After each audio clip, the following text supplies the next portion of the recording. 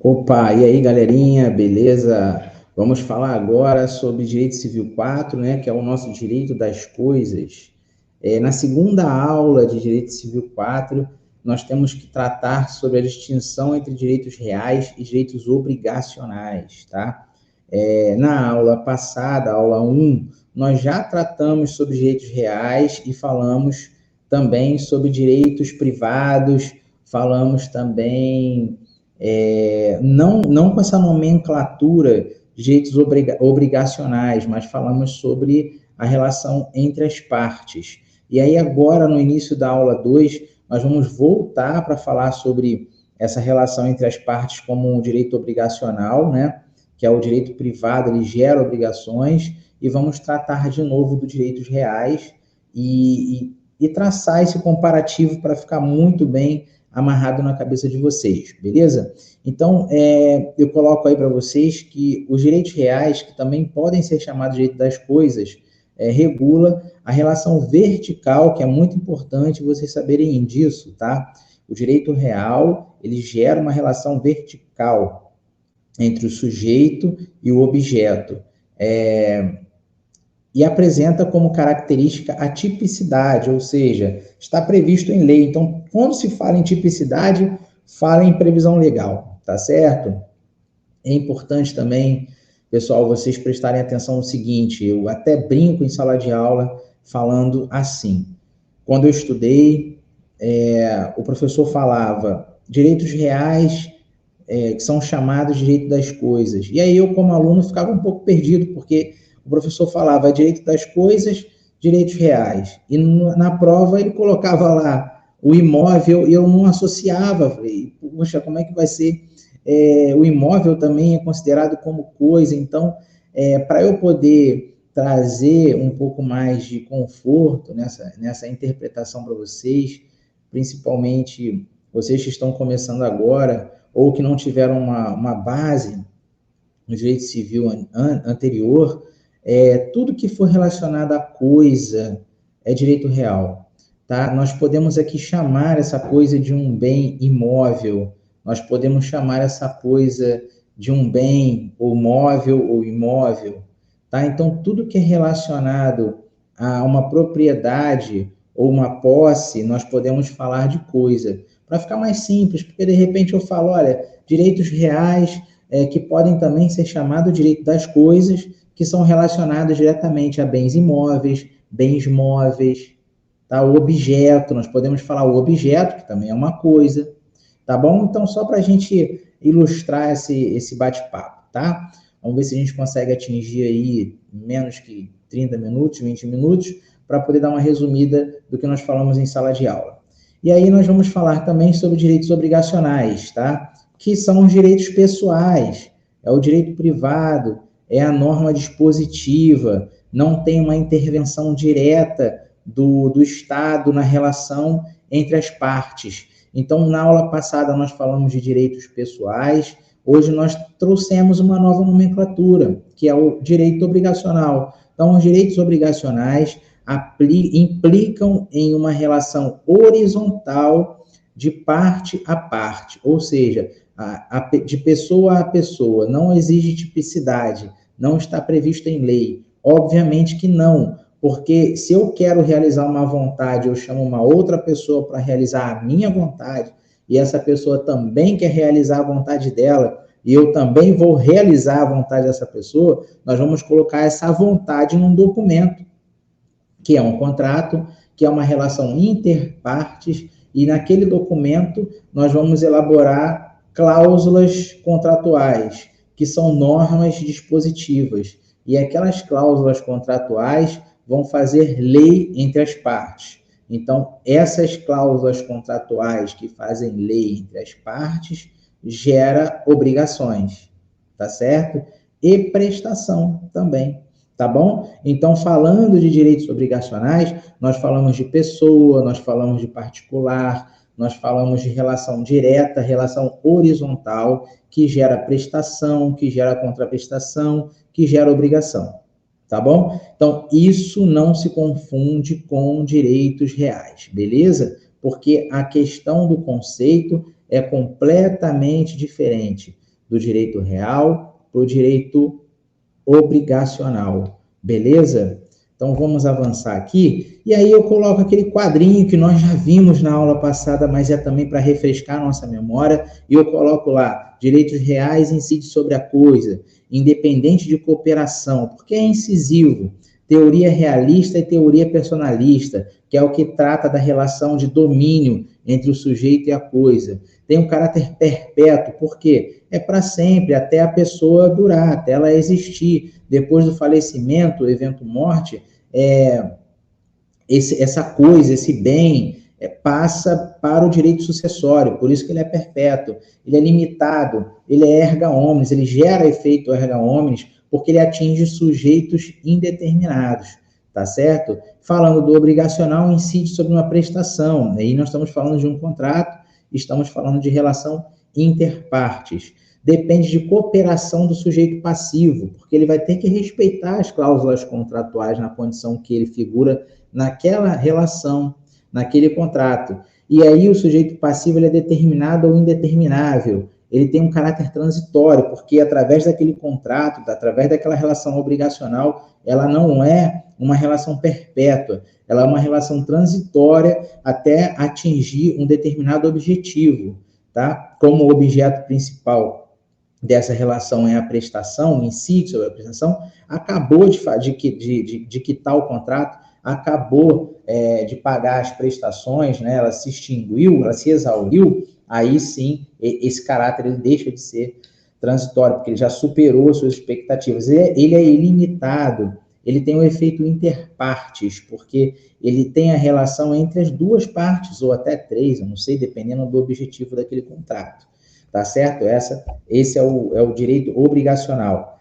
Nós vamos para as fontes das obrigações, porque quando nós falamos de fontes processuais, também nós falamos das fontes das obrigações, e especificamente nessa parte da matéria, nós falamos de fato jurídico e ato jurídico, tá? Nós esgotamos bastante sobre esse assunto em sala de aula, citamos 2 linhas de raciocínio para entender o que é um ato jurídico. Nós sabemos que o ato jurídico é um ato motivado por um humano, né? Um ato motivado por um ser humano, é o ato jurídico. Ele pode ser praticado dentro de um processo judicial, como, por exemplo, despachos, decisões, sentença, isso é um ato jurídico. Ou como ele pode ser praticado no dia a dia da vida comum, tá? Um menor de idade, por exemplo, que pega um automóvel e vai dirigir, é um ato jurídico, tá certo? É motivado por um ser humano. E aí nós sabemos que existem o ato jurídico perfeito e o ato jurídico imperfeito. O ato jurídico perfeito é todo aquele ato praticado por um ser humano que está de acordo com a previsão legal, tá? Uma decisão de cítice, por exemplo, ou uma sentença que cumpra todos os requisitos legais, que tenha todos os seus elementos preenchidos na forma do Código de Processo Civil, tá? Por exemplo, um ser humano, um cidadão de 17 anos que vai exercer o seu direito a voto após ter suprido todas as etapas de documentação e registro para votar. Então, ele está exercendo um direito dele, está praticando um ato jurídico perfeito, porque é previsto na lei. E nós temos aquele ato jurídico imperfeito, que é motivado por uma ação humana e que viola dispositivo legal, que viola a legislação, como, por exemplo, uma sentença de um processo que seja julgado, por exemplo, procedente para a parte autora, mas que não reconheça ou que não tenha oportunizado a parte ré a apresentar sua defesa, que viola o princípio do contraditório e o princípio da ampla defesa. Então, nós temos um ato jurídico imperfeito, que violou um direito de algum cidadão, de alguém, tá? De repente, um cidadão que tenha 16 anos de idade, pega um veículo para dirigir sem a carteira nacional de habilitação, é parado numa blitz, ele está praticando um ato jurídico imperfeito, tá? Ele está violando uma norma legal.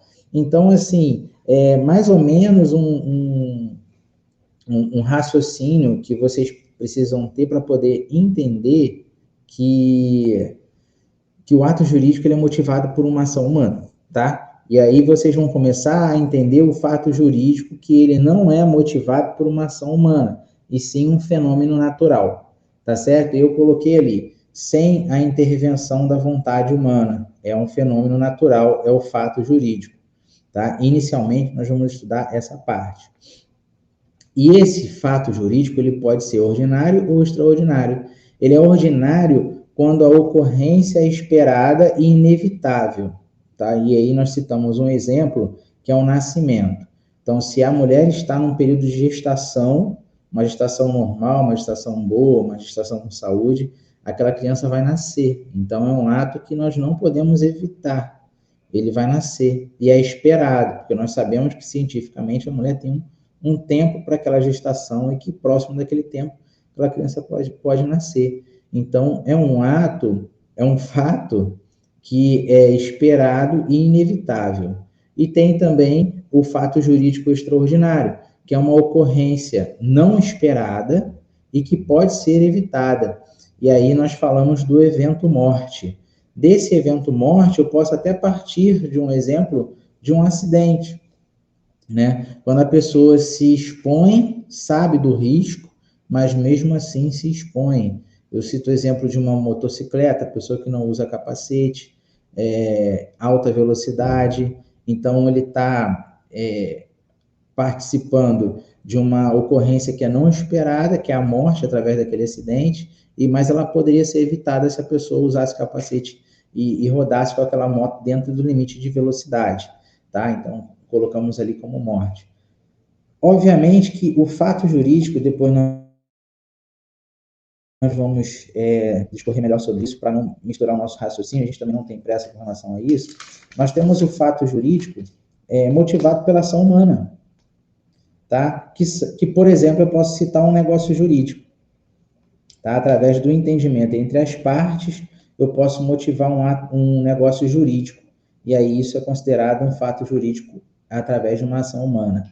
E aí depois, na próxima aula, eu vou voltar a esse assunto para a gente dar uma pincelada sobre isso e depois falar um pouco mais sobre esse fato de evento natural e sobre a questão, de novo, do ato jurídico, para a gente não fazer confusão, porque é normal fazer confusão com relação a esses dois conceitos, tá bom? Então, a gente vai avançar aqui na parte da matéria, colocando como fontes das obrigações o contrato, que nós já sabemos que tem que haver o princípio da bilateralidade, tá? O princípio da bilateralidade e o princípio da boa-fé, que é regido dentro de um contrato interpartes.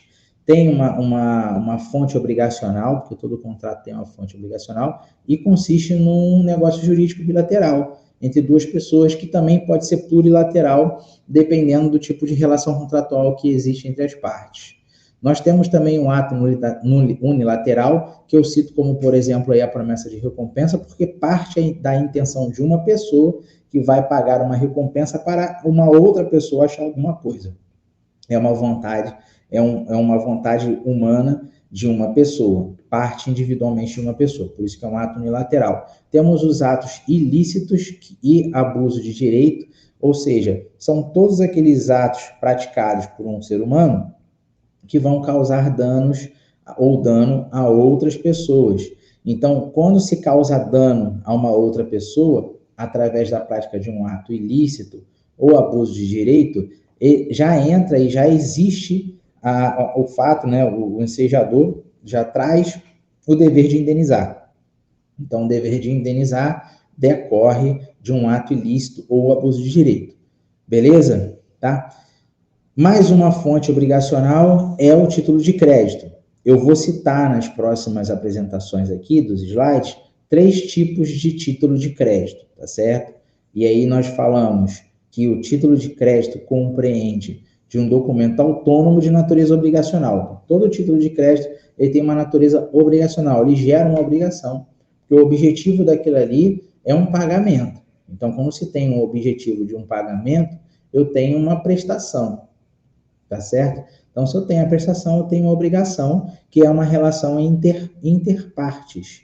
Então, toda relação interpartes posta em um contrato gera obrigação. Até mesmo se não tiver um contrato escrito, mas tem um contrato verbal, né, a relação interpartes com a manifestação da vontade de ambos, ela gera uma obrigação. Então, o título de crédito, ele é previsto no Banco Central, tá? E eu vou citar os 3 exemplos de título de crédito adiante.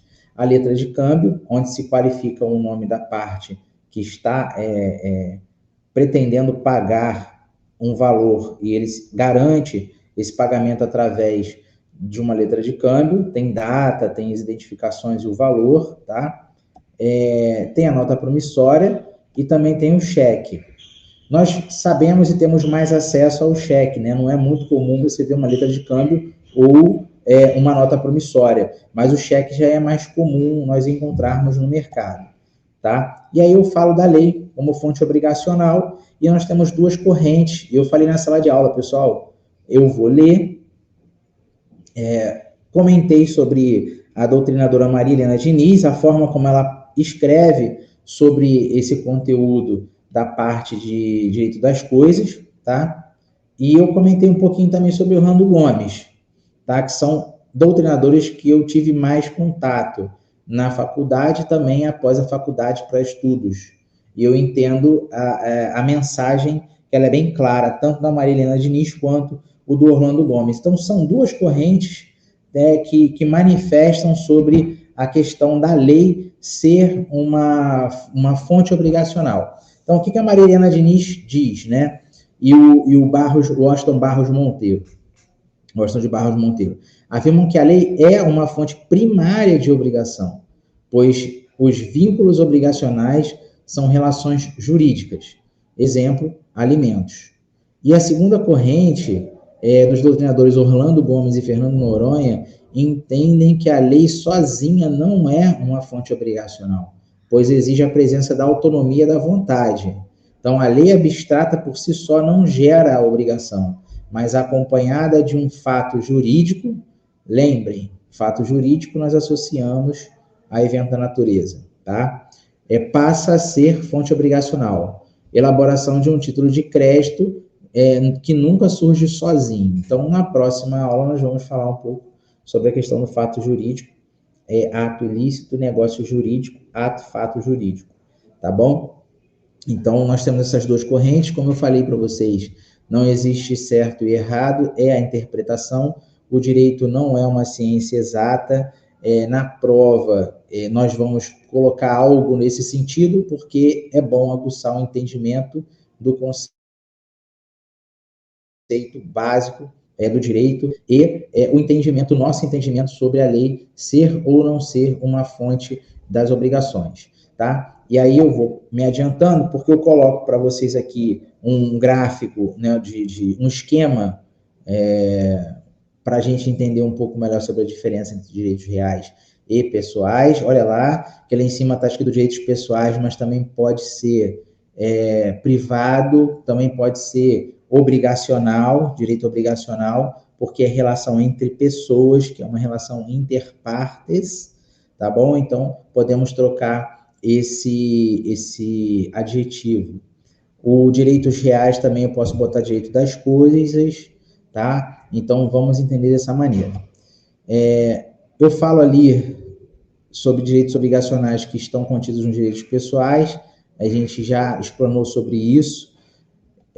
Falo sobre a obrigação de figuras híbridas, obrigação propter rem, que é aquela que acompanha a coisa, tá? É conhecida como obrigação ambulatorial. Nós comentamos numa aula passada também que pode cair em concurso ou pode cair na nossa prova, que 3 ou 4 opções, onde o avaliador pergunta, marque a opção correta, que é considerada uma obrigação ambulatorial. E aí bota lá, opção A, SUS, opção B, plano de saúde, opção C, IPTU, opção D, e aí vai.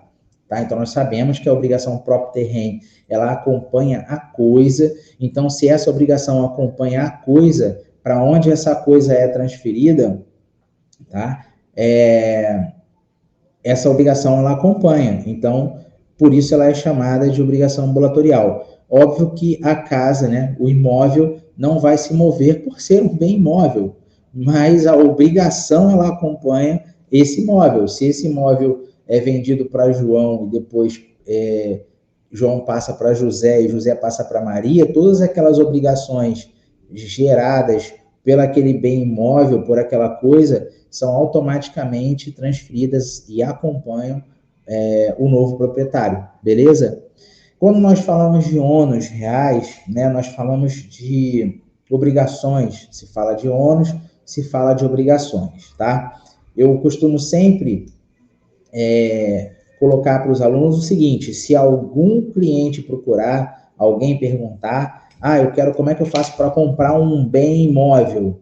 Recomenda-se logo a pesquisa da certidão de ônus reais, porque essa certidão de ônus reais é justamente aquela que vai trazer todo o histórico de um bem imóvel, tá? E esse bem imóvel, quando ele for finalizado no contrato de compra e venda, a pessoa que está comprando vai ter uma segurança maior para poder fechar o negócio, porque dentro daquela certidão vai aparecer todos os ônus daquele imóvel, todos os registros que aquele imóvel tem em termos de penhora ou não, a gente vai saber se tirar essa certidão de ônus.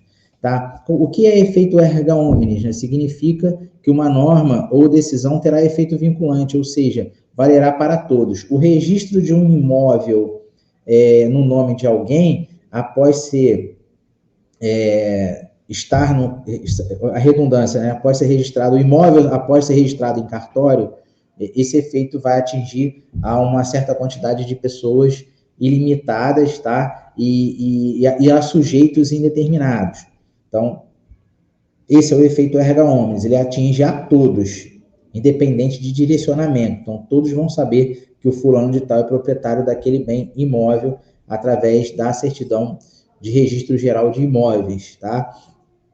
E existe imóvel sem ônus, o que significa isso? Significa que não existe nenhum impedimento para que a venda se realize, né? Ou doação. Como, por exemplo, um imóvel com usufruto impede a venda se o usufrutuário não concordar em assinar. Afinal, o que é ônus? Na área do direito, ônus é um tipo de encargo, né? Agora, imagina, eu vou comprar um imóvel, não tiro a certidão de ônus, eu compro aquele imóvel.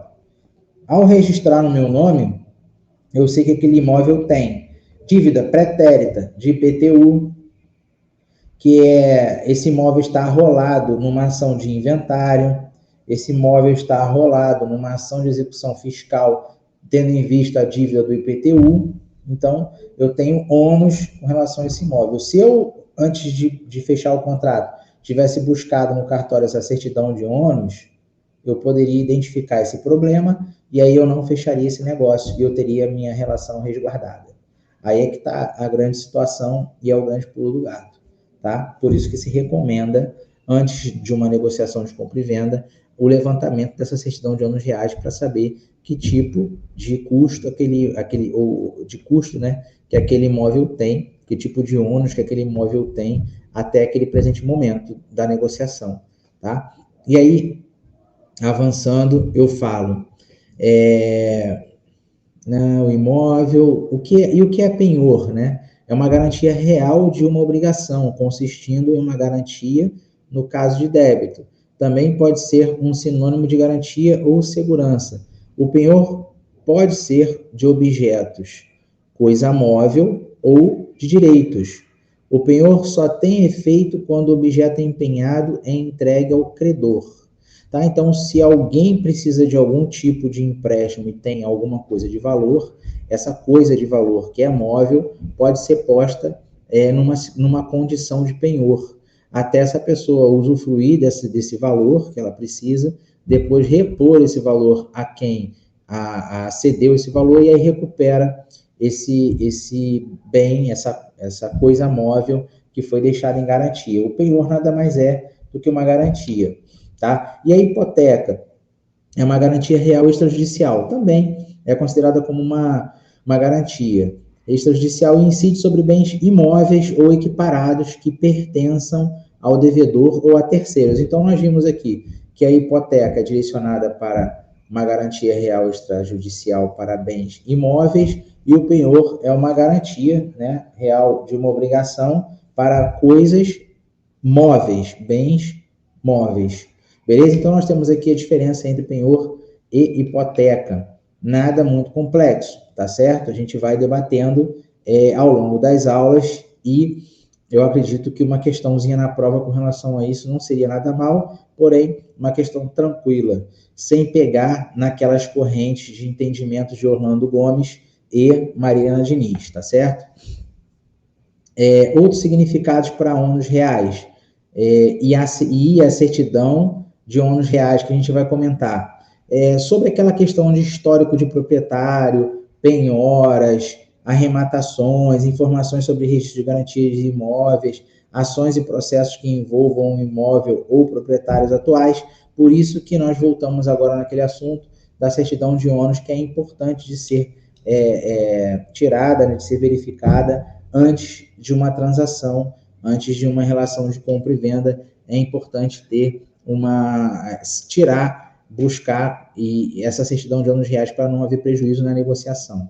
Tá certo? Então, eu vou parar por aqui. Aqui eu trago uma imagem que não dá para ver direito, mas é de uma certidão de ônus reais, só para vocês terem uma ideia de visualização de como é que fica a documentação, porque dentro dela vai falar se nada consta ou alguma coisa consta, né, sobre aquele bem.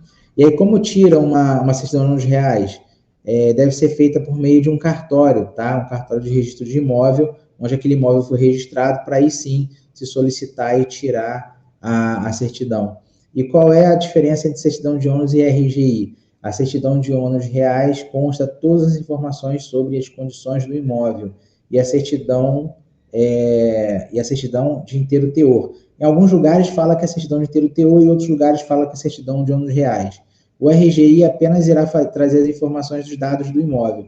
Então, o RGI é o Registro Geral do Imóvel em nome de alguém, né? Vai dizer quem é o proprietário daquele imóvel, quem foi. E a certidão de ônus reais ou a de inteiro teor vai trazer quem é o proprietário daquele imóvel, quem foi, se existe processo com relação àquele imóvel, se existe alguma dívida com relação àquele imóvel, se existe algum embaraço com relação àquele imóvel. Então, a certidão de ônus reais ela é mais completa de informações para quem deseja comprar ou adquirir aquele bem imóvel. Tá certo? Na aula passada, eu falei que seriam as 3 obrigações. Encerramos agora 2 obrigações, tá? Nós falamos aqui sobre certidão de ônus reais, significado dela. Falamos aqui sobre a obrigação próprio terreno, tá? E na próxima aula nós vamos continuar essas fontes obrigacionais, tá? Então, ficamos aqui. Agradeço o tempo dedicado a todos vocês. Espero que vocês estejam gostando desse feedback das aulas anteriores. Eu acredito que vai somar muito para vocês entenderem e assimilarem a matéria. Qualquer dúvida, estamos aqui à disposição. E obrigado. Até a próxima aí e vamos para cima.